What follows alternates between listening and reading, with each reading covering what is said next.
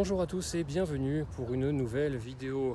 Ça faisait pas mal de temps que je n'avais rien posté. Aujourd'hui, j'ai décidé d'en faire une nouvelle et on va parler d'un thème un petit peu sensible.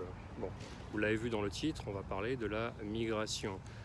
Je profite de cette petite balade bucolique pour discuter d'un thème sérieux et d'un thème compliqué, sensible, qui, j'en suis persuadé, emmènera tout un tas de commentaires agressifs et autres. Alors, pourquoi parler de ce thème? Bon, ça va de soi parce que c'est toujours en fait le même problème avec la Russie, c'est que les gens ne connaissent peut-être pas rien, mais très peu de ce pays, et il y a beaucoup de fausses informations, de fausses idées. Je vais parler de l'immigration, de la migration, donc de la politique migratoire de la Russie, parce que je me rends compte en fait que beaucoup de personnes, essentiellement des personnes, on va dire, du milieu un petit peu droite français, ont une fausse idée, une fausse image de la Russie de ce point de vue-là. En fait, tout le monde connaît, vous savez très bien, cette phrase extrêmement célèbre qui avait été dite par Poutine après les attentats terroristes. Des attentats terroristes qui avaient dit qu'il fallait aller buter les terroristes jusque dans les chiottes. Et pour beaucoup, cette idée en fait est restée implantée en tête que la Russie, il n'y a aucun problème. On n'a aucun problème de point de vue sécurité, de point de vue migratoire. Tout est réglé, ça passe pas. Mais en fait, c'est pas ça. Malheureusement, c'est pas ça.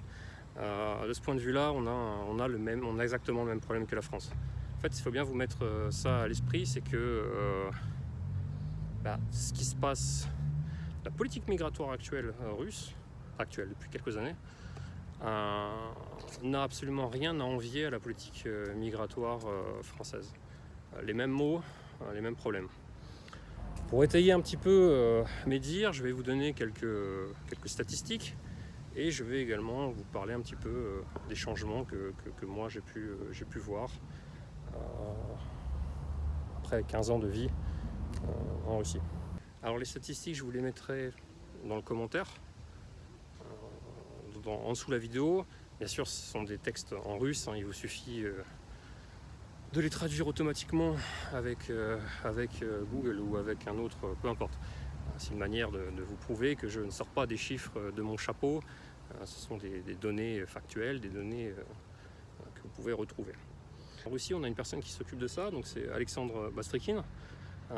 Il est le chef, le président du comité d'enquête. C'est lui qui s'occupe de tout ce qui est infraction et autres crimes en Russie. Il a énormément de travail ces dernières années. Ces dernières 2-3 années, c'est tous les jours et c'est vraiment dépitant. Donc, alors si on regarde un petit peu les statistiques, pour ceux qui pourraient s'imaginer qu'en fait en Russie, on n'a pas de problème avec ça, avec l'immigration sauvage, l'immigration peut-être de personnes qui sont pas adaptées, on va dire, à la vie dans notre pays, dans le pays où je me trouve, en Russie. Je vais vous donner quelques informations. Alors, les statistiques. Nous avons en 2023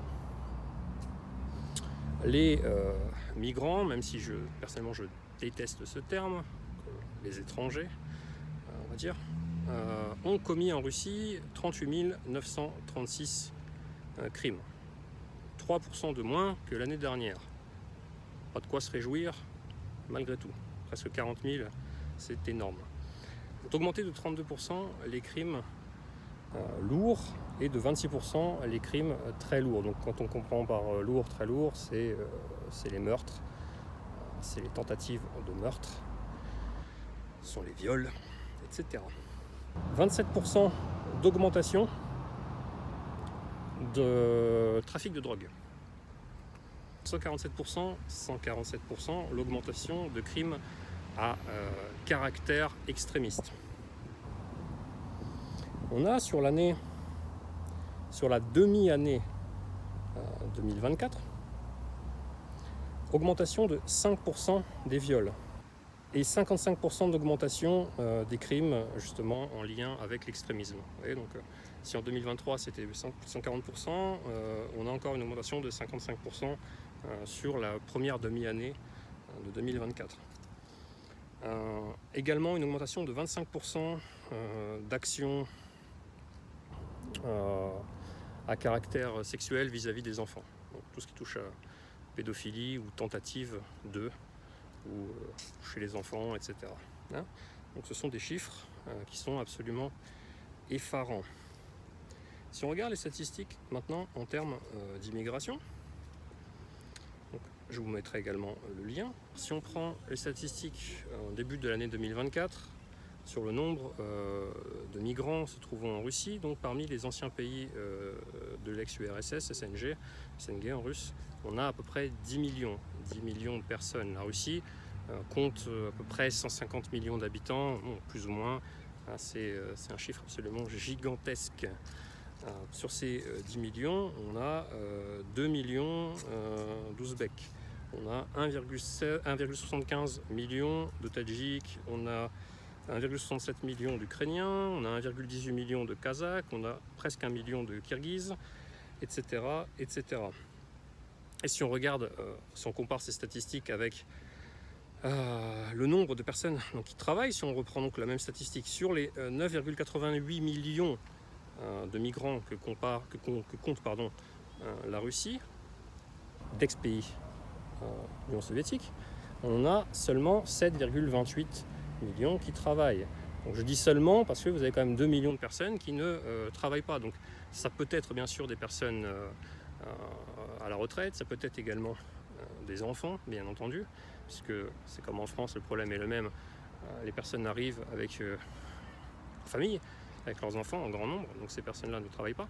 Mais c'est également des personnes qui viennent tout simplement et qui ne travaillent pas, qui n'apportent aucun intérêt réel au pays.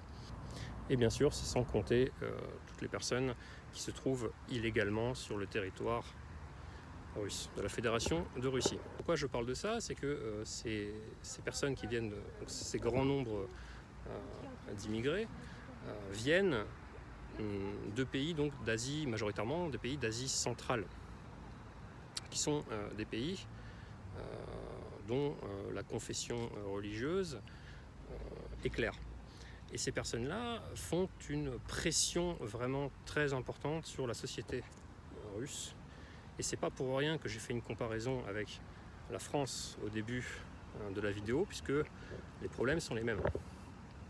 Vous avez très certainement entendu parler des attentats au début de cette année, de Crocus, qui ont ôté la vie à plus d'une centaine de personnes.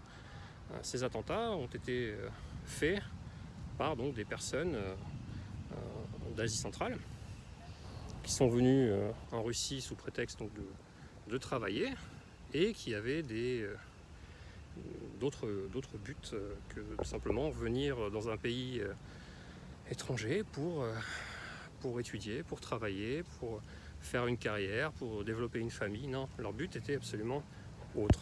Après ce terrible attentat à Crocus, la société russe s'est vraiment, je ne vais pas dire s'est réveillée, je ne vais pas dire qu'elle était endormie, mais de plus en plus il y a eu ce sentiment de révolte contre justement cette immigration qui tue, parce que n'ayons pas peur des mots, c'est exactement ce qui se passe tous les jours. Vous pouvez trouver sur certains réseaux qui sont l'équivalent de certains réseaux que vous pouvez trouver en France, mais qui sont censurés à droite et à gauche par les médias sur Instagram ou ailleurs. Ces médias donc indiquent les crimes qui sont perpétrés par des personnes donc, soit qui sont illégalement dans le territoire russe, soit qui sont venus pour travailler, mais dont travailler ou étudier, mais dont leur but est absolument autre. Et il ne faut pas croire que Attention, je ne dis pas qu'il n'y a que des étrangers qui sont capables de faire ça, les Russes ne le font pas, non.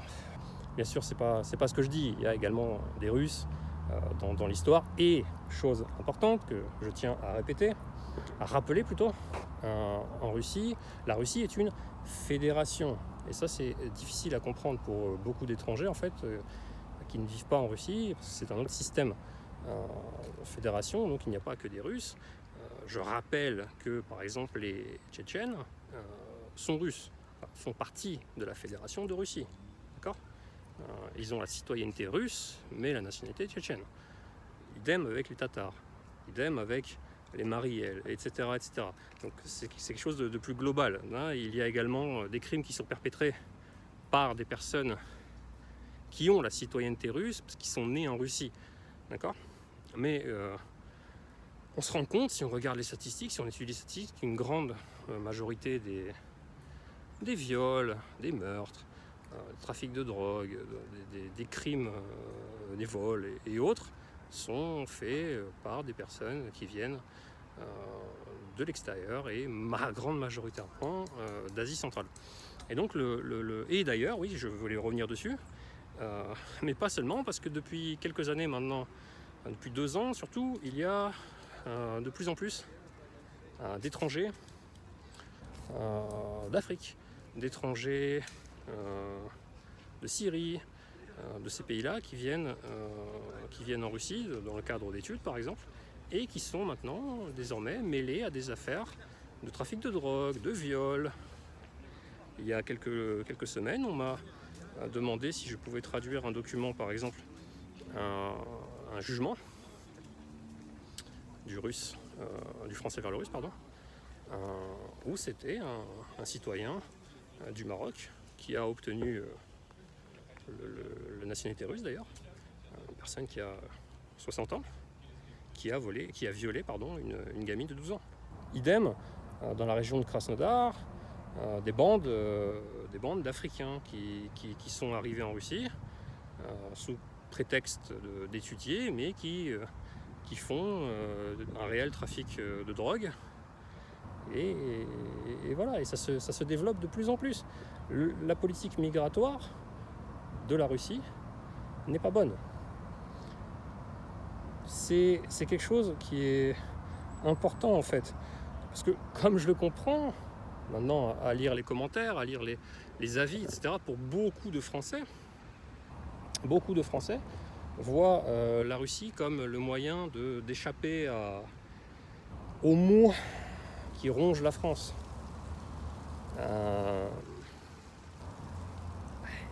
Certains mots, vous ne les trouverez pas ici, comme une propagande spécifique. J'ose pas dire les mots parce que je ne sais pas comment YouTube peut réagir à certaines choses, si je peux me prendre un ban ou pas. Ces choses-là, bien sûr, vous ne les trouverez pas en Russie parce que c'est interdit, dans la Constitution, c'est interdit. Mais d'autres mots, vous les trouverez. Celui de l'immigration non contrôlée. Et je reviens sur ce que je voulais dire tout à l'heure, finalement. Après, oui, c'est très moche derrière. C'est une scène qui est utilisée pour faire des concerts pour les enfants, des petits concerts en été. Et donc, après ces attentats, finalement, il y a quand même une grosse résonance dans la société. Et de plus en plus, les organes, maintenant, commencent à vérifier, à s'occuper, à surveiller si les personnes se trouvent légalement, illégalement, les personnes qui, par exemple, ont obtenu la nationalité russe sont obligées de pointer pour l'armée. Et beaucoup ne le font pas, n'y vont pas, et du coup, ils se font retirer leur nationalité et renvoyer aux frontières. Mais ça commence seulement. Il a fallu des drames, il faut des drames, et c'est malheureusement le même problème qu'en France. C'est seulement qu'une fois que la chose est arrivée, que les décisions pour contrer ce qui s'est déjà passé sont prises. C'est dramatique. Et donc moi je disais en introduction, je suis ici dans ma ville depuis 15 ans. Je peux vous dire que le changement ethnique, je le vois tous les jours. Quand je suis arrivé, j'étais entouré de Russes. Encore une fois, je reviens, il y a des personnes sur le territoire russe qui sont... si vous regardez une de mes précédentes vidéos, j'explique qu'ils sont россияне, qui ne sont pas русские. La compréhension donc entre la nationalité et la citoyenneté. Et c'est normal, j'habite en plus pas très loin de la frontière du Kazakhstan, j'habite relativement dans le sud, donc c'est pas très loin des républiques de Tchétchénie, du Daghestan, etc. Donc bon, les Tatars qui sont pareil historiquement dans cette région, c'est les voisins aussi, donc voilà, vous m'avez compris. Disons que c'était majoritairement des personnes russes dans son sens global du mot. Depuis 3 ans, 4 ans, 3 ans surtout, vraiment, quand je me promène en ville, je suis en Asie centrale, je suis à Dubaï, voire, je suis en France en fait. Vraiment. C'est vraiment remarquable, ça se remarque énormément.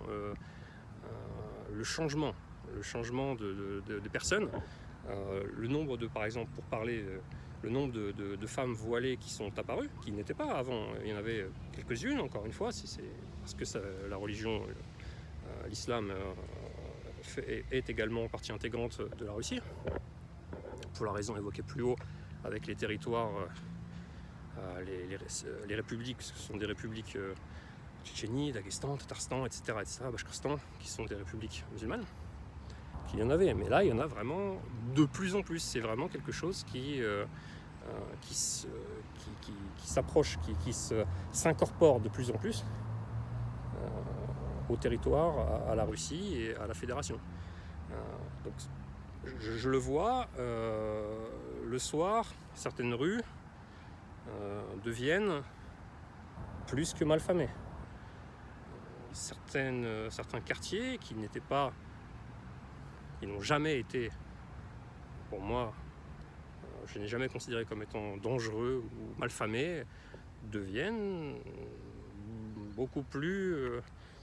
voilà, il y a un petit peu plus de crainte d'y passer. Des quartiers complets à Moscou, mais pas que, à Novosibirsk, Ekaterinbourg, Saint-Pétersbourg, Krasnodar, et j'en passe, dans les grandes villes en général, comme toujours, sont devenus des vrais ghettos.